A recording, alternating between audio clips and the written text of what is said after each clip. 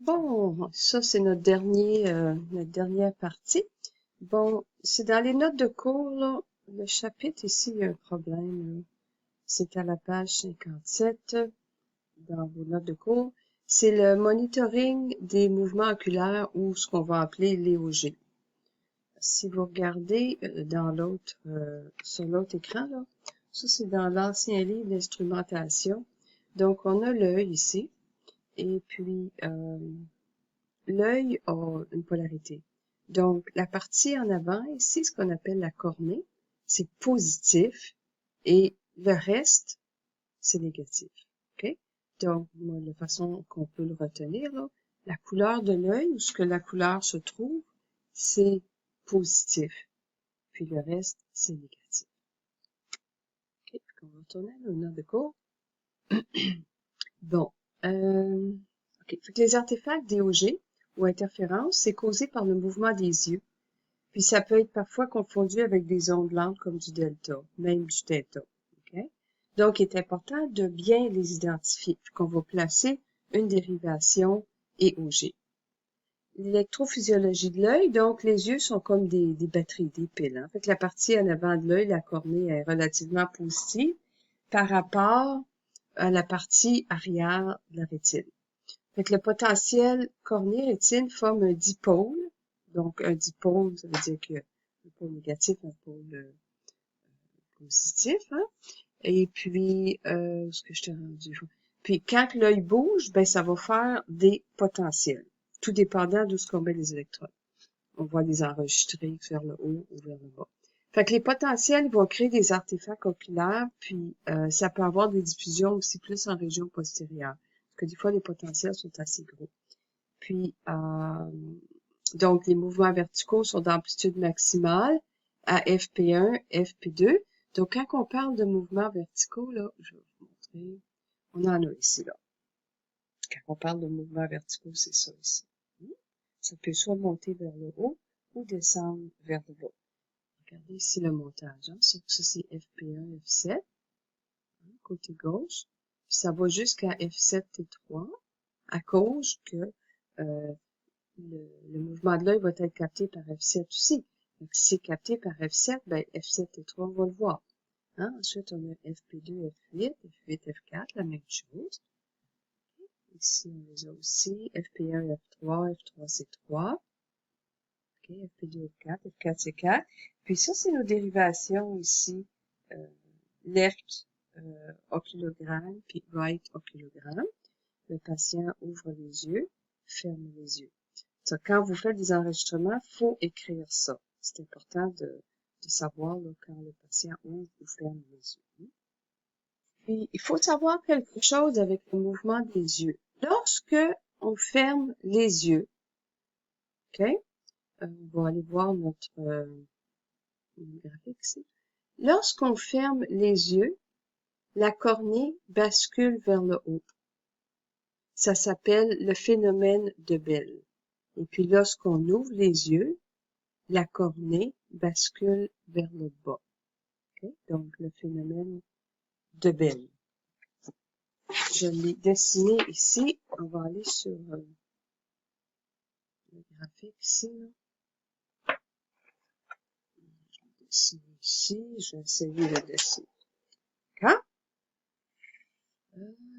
C'est quoi ces chiffres-là? OK. Donc, lorsque mon patient a les yeux ouverts, la cornée est positive. Hein? Ici. Donc, les yeux sont ouverts. Okay. La cornée est positive. Lorsque les yeux sont fermés, okay, je pourrais le mettre en pointillé, là, ma cornée, la couleur hein, de l'œil ici, là, est vers le haut. D'accord? Je l'écris comme ça, là. Ça, c'est les cils, là. Les paupières sont fermées. OK? Ça a l'air plus d'une bébite, là. Mais... Puis ici, je l'ai ici, donc les yeux ouverts. Ça, c'est l'œil. OK? Le rond ici. Le rond ici, c'est l'œil, là. Parce qu'un œil, c'est rond. Hein? Là, vous avez, lorsque l'œil est fermé, ben, le globe oculaire bascule ici. Là. il va vers le haut. C'est ça qu'on appelle le phénomène de Bell. Yeux ouverts, yeux fermés. Ce qu'on voit ici, là, c'est la paupière. Le dessin, il s'en va un peu, là, parce que ça sèche, hein. D'accord? Donc, quand les yeux se ferment, s'ouvrent, tout dépendant où sont placés les électrodes, et puis laquelle électrode va voir le potentiel, bien, on va avoir une déflexion qui va vers le haut ou vers le bas. C'est un peu ça qu'on va regarder en ce moment. On va voir ici. Bon, d'accord. Alors, ici, on a des exercices avec des yeux, puis on peut les faire ici sur le tableau, là. Et fait qu'on a le phénomène de Bell. Donc, si vous regardez, je vais agrandir mon tableau ici. Si on va sur le gros tableau, si on va sur le gros tableau, ça c'est mon amplificateur différentiel. Okay? Si mon électrode ici, okay, quand on regarde notre tracé, là, on en revient à notre tracé. Ici, on voit il y a une déflexion vers le haut. Hein? Okay? Le patient il ouvre les yeux, une déflexion vers le haut. Ça, c'est un blink ici. C'est juste ça. Il cligne les yeux. Ici, avec on a un blink. Et puis ici, il ferme les yeux. Alors, ma déflexion va vers le bas. Comment est-ce qu'on fait pour avoir à l'ouverture des yeux, hein? Ici, à l'ouverture des yeux, on a une déflexion vers le haut de nos électrodes FP1, FP2 ici, là. Et puis, à la fermeture des yeux, on a une déflexion vers le bas. Okay? On revient, il faut toujours revenir à nos techniques de base, là. Bon, avec nos amplificateurs différentiels. OK? Donc, j'ai des yeux ici ouverts. Yeux ouverts. OK, mon œil est ouvert. Et ça, c'est les cils, là. Bon. Les yeux ouverts. On sait que cette partie-là, ici, la couleur, là, la cornée, c'est positif.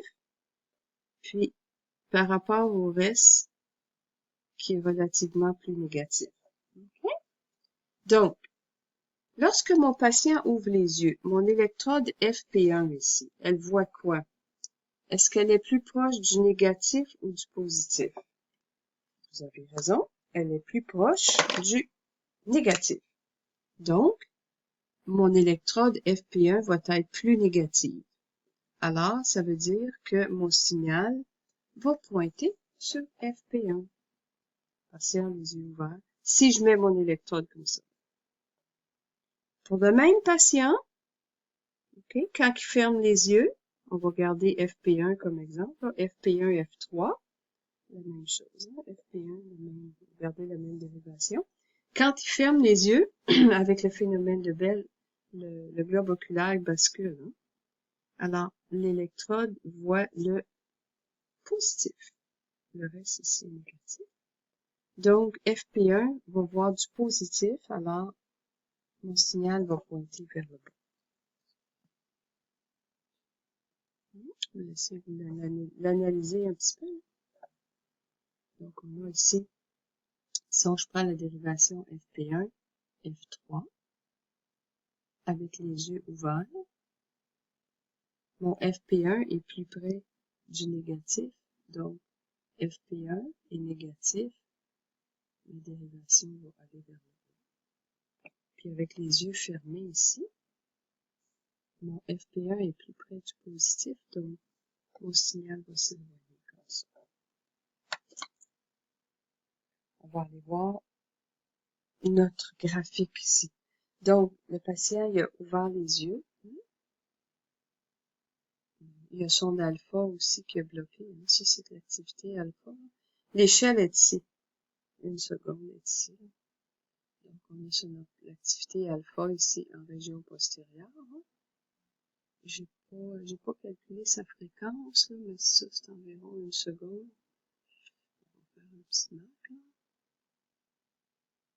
Ça, c'est environ une seconde. J'en ai 1, 2, 3, 4, 5, 6, 7, 8, 9, 9 Hz. C'est son rythme alpha. Et puis, quand il ouvre les yeux ici, là, on a ici l'ouverture des yeux, ça bloque l'activité alpha. Hein. Les ondes là, deviennent plus désynchronisées parce qu'il y a plus de stimulation. Puis ici, il ferme. Ça, c'est un blink, OK? Quand c'est rapide comme ça, là, moins, là, c'est un blink. Puis ça, c'est plus lent. Fait que ça, c'est une fermeture des yeux. Ça va vers le bas. Puis quand mon patient ferme les yeux, ben, son alpha revient. S'il n'est pas trop nerveux. C'est bon? Ici, ça va être un petit peu plus compliqué, là, mais juste vous montrer. On disait qu'on va mettre une dérivation EOG, d'accord? Donc, j'ai une dérivation EOG ici. On la voit ici, là. Okay, la ligne de base elle est un peu instable, là. Okay. Ici. Donc, ce qu'on voit ici à FP2, F8, où ce qui est mon FP1 est ici. Ici, il y a un artefact d'électrode ici, là. Bon. Ici, on voit FP2, là. Ça bouge tranquillement ici, comme sur ma dérivation EOG. Puis, on n'a pas ouverture, fermeture des yeux. Hein. Donc, si on regarde ici en région frontale, là, FP1 ici, FP1, on voit les bosses ici, là. Ici, là. OK? Donc, ça, ce sera pas des blinks, parce que de toute façon, c'est juste sur un côté. Puis, si on regarde sur la dérivation EOG, ici, il n'y a rien. J'en avais un autre ici. On voit ici, ça c'est la dérivation EOG. On voit ici beaucoup de mouvements oculaires.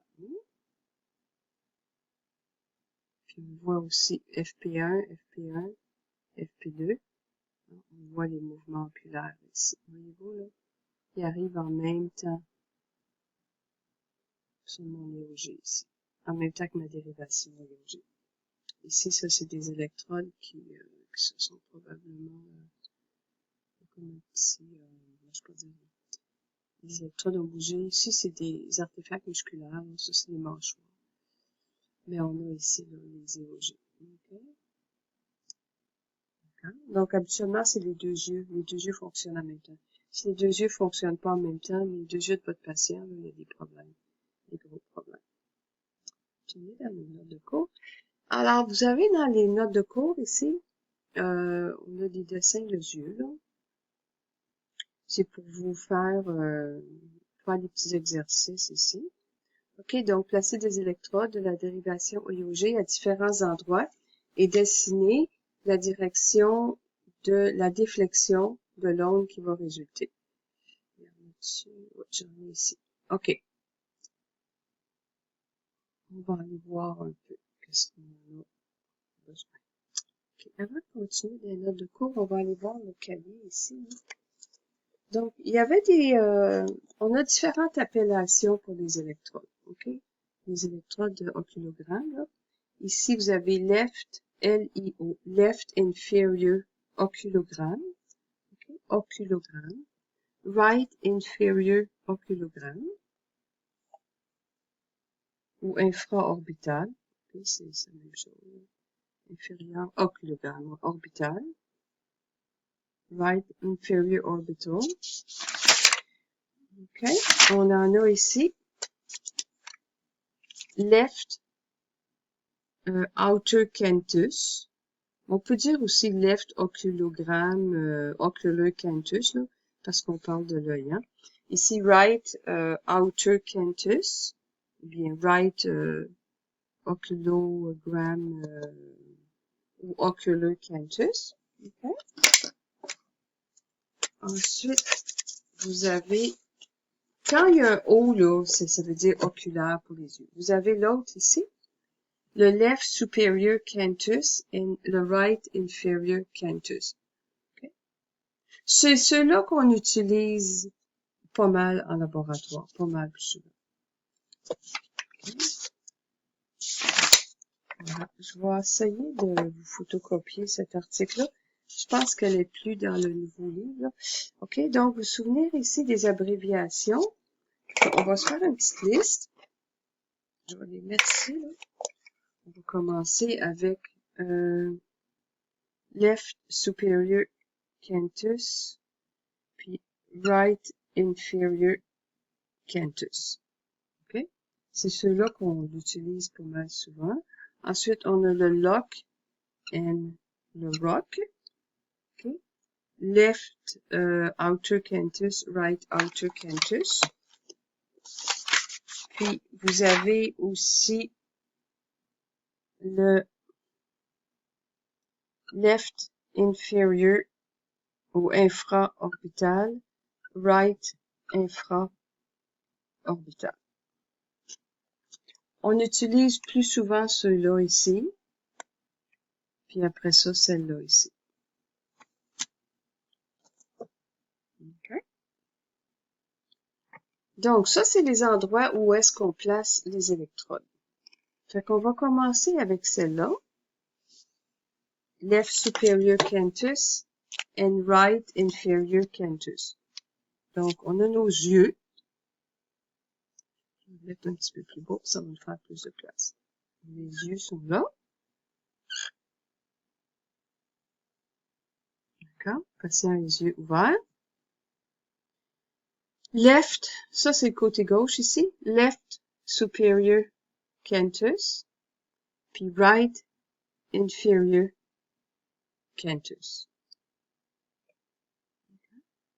Le canthus, là, c'est ça ici, là. C'est le coin, hein. Ce coin-là, là, fait qu'on va le placer en haut ici. C'est à peu près juste au-dessus du sourcil, là. Le sourcil est ici, là. C'est ici à peu près. OK? Le left superior canthus. Right inferior canthus.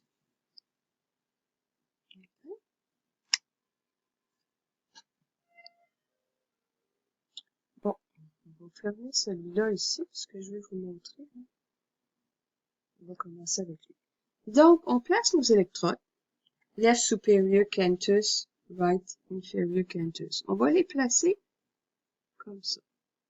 Donc, ça va être mon pôle 1. OK? Je vais mettre ça un petit peu plus loin, là. C'est le crayon. Vous allez, oups, la lumière est en plein là, ça va faire de la réflexion. On va passer un petit peu ça, comme ça. OK. Fait que j'ai left superior canthus, right inferior canthus. Fait que si on les place comme ça, pôle 1 et ici, pôle 2. On les place comme ça. Ça, c'est mon électrode. Hein? Ça va? Quand le patient a les yeux ouverts, ici, mon left superior canthus, il voit quoi? Du négatif ou du positif? Lui, il voit du négatif. Puis celui-là, ici, il voit du positif. Donc, mon signal va aller vers le haut avec les yeux ouverts.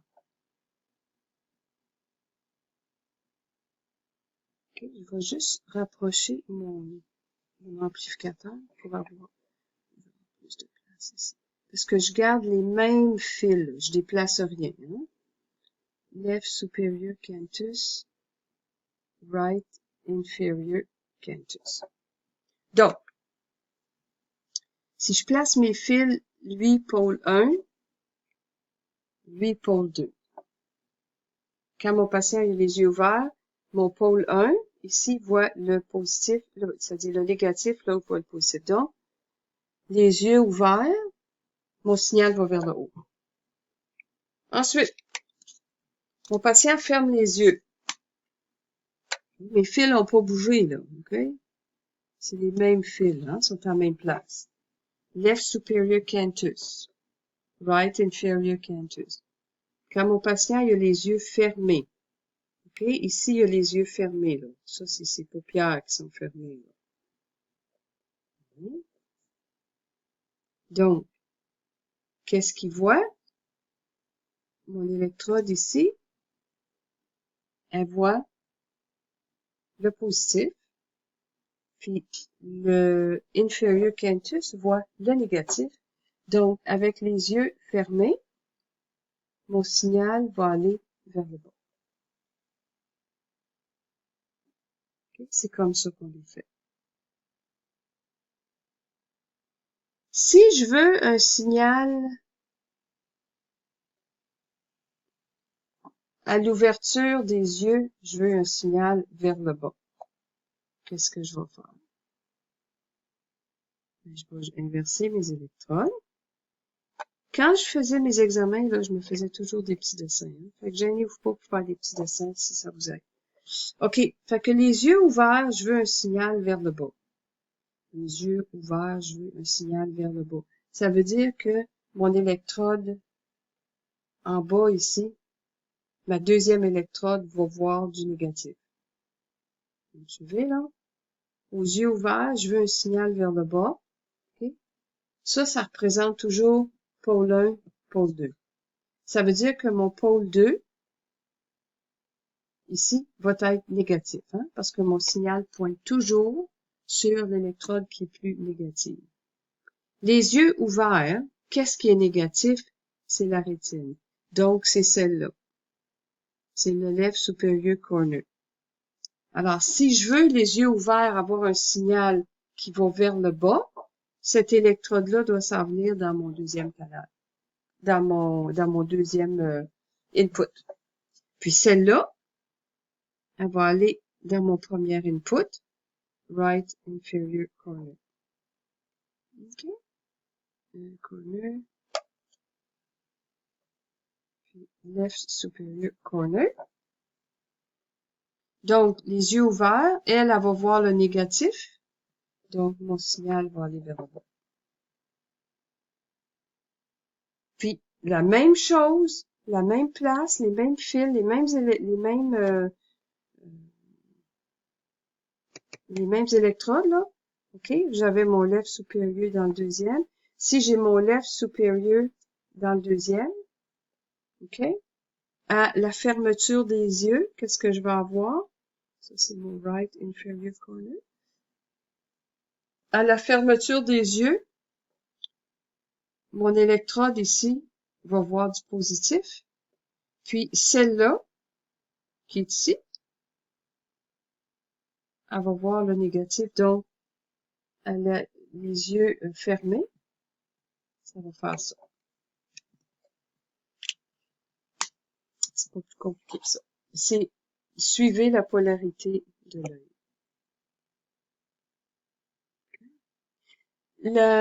Les électrodes, là, placées de cette façon-là, ici, là. Ce qui est bon avec ce placement-là, OK, right inferior corner. Si l'œil bouge de gauche à droite, bien, elle va être en réalité un petit peu plus ici, là, left superior corner. Bien, cette électrode-là, ici, si mon œil bouge par là, OK, bien, la polarité va être enregistrée par celle-là. Fait que celle-là va devenir un petit peu plus positive. OK? Puis celle-là va devenir un peu plus négative. Hein? Bon. Donc, le placement, là, comme ça, left superior corner, right inferior corner, c'est que c'est bon pour enregistrer les mouvements horizontaux. Ensuite, c'est bon pour enregistrer nos mouvements verticaux. Puis aussi, c'est bon pour enregistrer les mouvements diagonaux. Puis en laboratoire, quand vous allez commencer à pratiquer au mois de janvier, Nathalie va vous faire placer les électrodes comme ça, puis faites les pratiques d'ouverture, fermeture des yeux pour vraiment là vous habituer, vous familiariser avec la position des électrodes. Ça prend un petit bout de temps avant de s'en souvenir, là, mais allez-y toujours. Moi, je vous conseille, si vous avez des difficultés, là, allez-y toujours avec votre amplificateur différentiel. OK? Puis pensez que le signal va pointer toujours sur l'électrode qui est plus négative. Fait que si vous partez de ça, vous pouvez après ça reculer, là, puis vous retournez jusqu'à votre point de départ. Hein? Donc, je vais fermer ça ici. Vous avez des exercices à faire dans les notes de cours. Je pense que c'est Nathalie qui avait mis ça là l'année passée. Vous avez des exercices à faire. Donc, vous pouvez mettre vos polarités ici, là, quand il faut vos exercices pour vous aider. Hein, ça, c'est positif. Puis le reste, ça, bleu, ça, c'est négatif. Hein? Donc, tout dépendant d'où vous placez, comparez les mouvements à placement des électrodes et objets pour obtenir des lectures de mouvements horizontaux, verticaux et diagonaux. C'est ce que je viens de vous montrer. Je vais vous le faire, là. C'est ici. Si vous en placez une là, et puis une ici, donc vous attachez elle dans votre premier canal, elle dans le deuxième, la même position, hein, parce que c'est le même patient, le même enregistrement là. OK? Voilà. Donc, avec ça, vous allez être capable voyez-vous la façon qu'ils sont disposés? Vous allez être capable de faire vos mouvements horizontaux. Vous allez être capable d'enregistrer vos mouvements verticaux et en diagonale. Puis vous pouvez faire avec regarder à droite, regarder à gauche. Okay? Toujours, si vous gardez la même position des électrodes. Okay? Puis après ça, Nathalie va sûrement vous en faire d'autres. Okay? Vous gardez la position. Fait comme ici, regardez ça, c'est négatif. OK, alors cette électrode-là, ici, va voir du négatif. OK, donc mon signal va pointer vers le bas. Cette électrode-là, ici, elle va être plus proche du positif, puis elle va avoir du négatif. Donc, on va avoir un signal qui pointe vers le bas. Celui-là, je vais mettre la couleur. Là,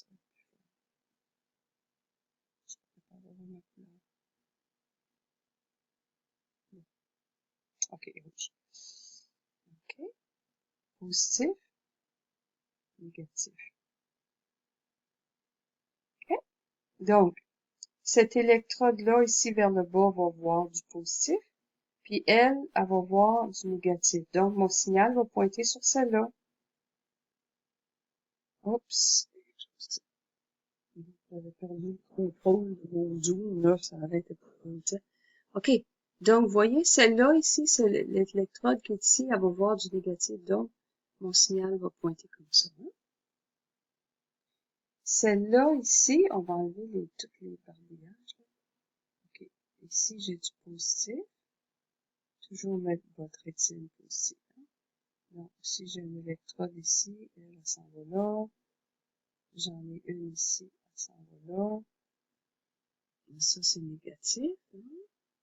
Donc, les yeux ouverts, celle-là va voir le négatif, donc mon signal va pointer comme ça. La même position des électrodes. Souvenez-vous, là, quand vous mettez les électrodes là, sur la tête de votre patient, vous changez pas les EOG de place parce que les yeux ouverts, les yeux fermés, là. Vous les mettez une fois, puis vous travaillez avec ça. Okay? Donc, bon, j'étais rendu où le téléphone a sonné? Ah, ici. OK, donc, on a les électrodes à la même place, là. Ça, c'est voyons, left superior canthus, au corner, là, le right inferior corner. OK.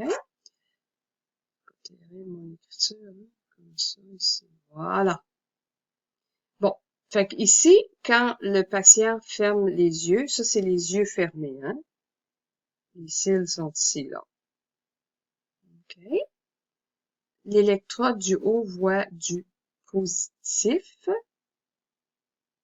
puis celle du bas voit du négatif. Donc, le signal va aller vers l'électrode négative. Ici, on a la même position. Okay. Toujours la même position. Je connecte mes fils de mon amplificateur. Positif, négatif. Donc, mon patient regarde à droite. Ça, c'est le côté droit. Cette électrode-là, ici, celle du bas, voit du positif. Celle du haut, du négatif. Donc, mon signal va aller vers le haut. C'est pas plus compliqué que cela. D'accord? Donc, fait que ça, c'est pas mal le dernier cours pour la session, ce qui a rapport à la technique. Puis, on va enlever ça ici. Il faut que j'enlève le crayon pour pouvoir continuer. Donc, vous pouvez faire ces exercices-là. OK? Et puis, je vous avais trouvé tantôt des EEG, là, ils sont ici. Donc, on peut regarder ça un petit peu. C'est ça ici. Vous donner un avant-goût, hein, de ce que vous allez faire. OK. Donc, on avait notre alpha ici. Oh, ça, c'est plus de l'alpha, ça, c'est trop. OK, on va retourner à notre tracé normal. C'est ici. Alors, on a notre activité alpha en région postérieure. Toujours votre montage. Regardez votre montage pour savoir qu'est-ce que vous lisez. Ici, le patient ouvre les yeux. Puis, même si c'était pas écrit, là, je saurais parce que mon alpha a bloqué ici. Okay? Cette activité-là a bloqué à l'ouverture. Puis quand le patient referme les yeux, donc les cellules se resynchronisent et puis l'alpha réapparaît. Okay? L'alpha, c'est dans la région occipitale. C'est les cellules en région occipitale qui comment je peux dire, donc, qui déchargent comme ça, hein, qui font des ondes sinusoïdales. Ensuite, on en a d'autres ici, là. Lui, il y a beaucoup d'alpha. Son alpha est on le voit ici en région postérieure. Ici, il y a de l'activité musculaire ici. Puis j'ai du mouvement des yeux ici. Okay.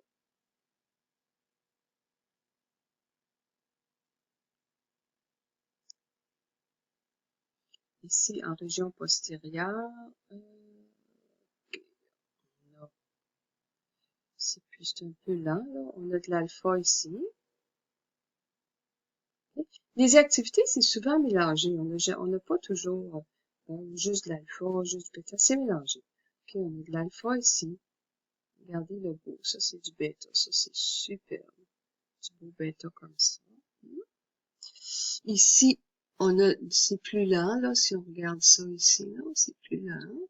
C'est mélangé avec d'autres sortes d'activités. Regardez ici. Ça ressemble à du theta mélangé avec du delta. Juste donner une idée, là. Comment ça fonctionne. OK?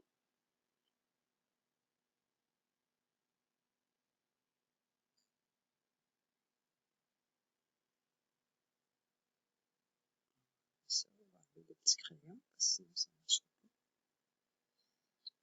Ici, on voit à C3 ici. Ici, là. Regardez, là. Puis même ici. Toute la région ici, là.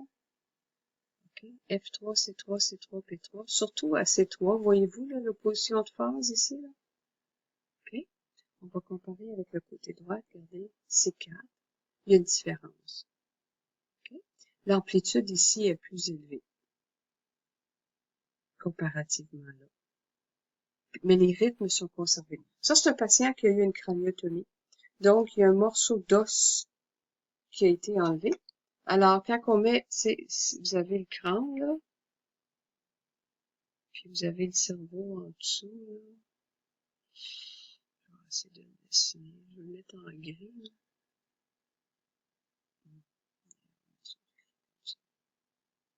Tiens, ça, c'est le cerveau.